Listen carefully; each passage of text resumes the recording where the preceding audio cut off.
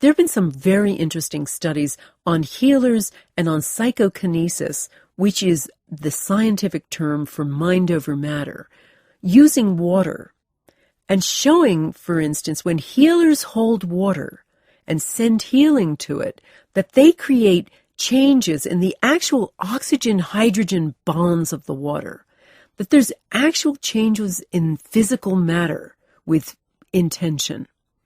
They've also been able to show that intention causes a change in energy.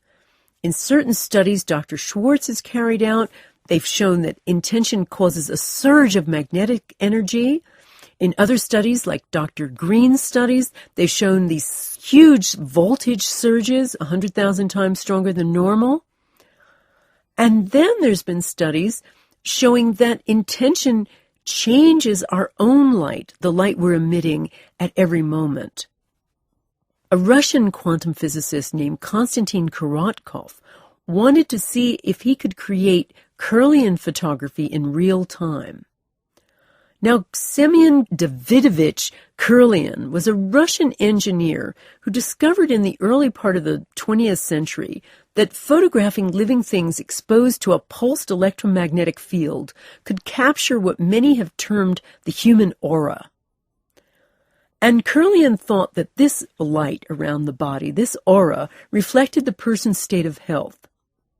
So Korotkov wanted to go one step further by developing a mechanism which he called a gas discharge visualization technique, which makes use of state-of-the-art optics, digitized television matrices, and a powerful computer.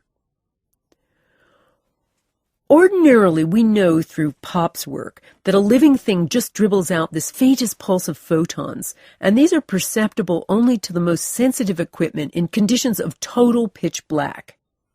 So Korotkov realized that a better way to capture this light is to stir up these photons by stimulating them into an excited state so they'd shine millions of times more intensely than normal. His camera would take pictures of the field around each of 10 fingers, one finger at a time. A computer program would then extrapolate from this a real-time image of the biofield surrounding the organism and deduce from it the state of the organism's health.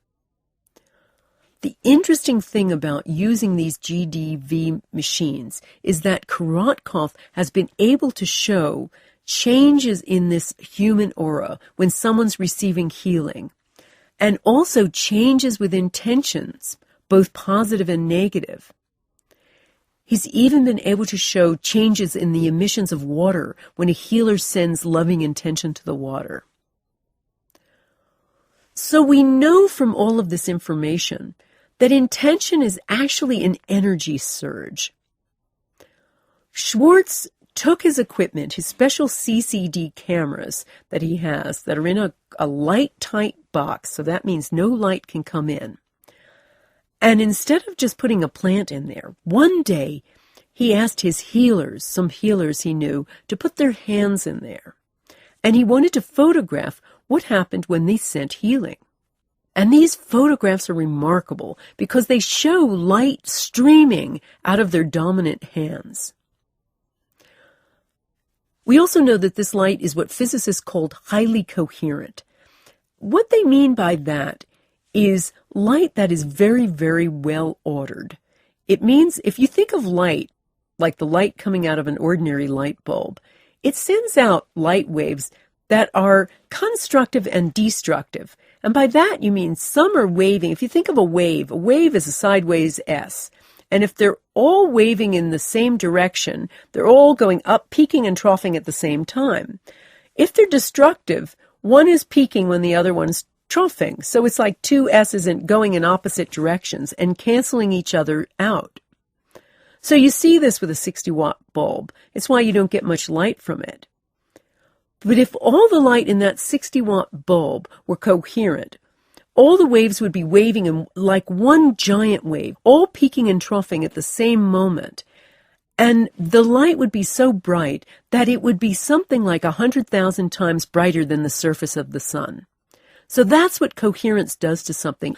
It just magnifies the signal thousands of times. So One very, very simple description of intention is well-ordered light.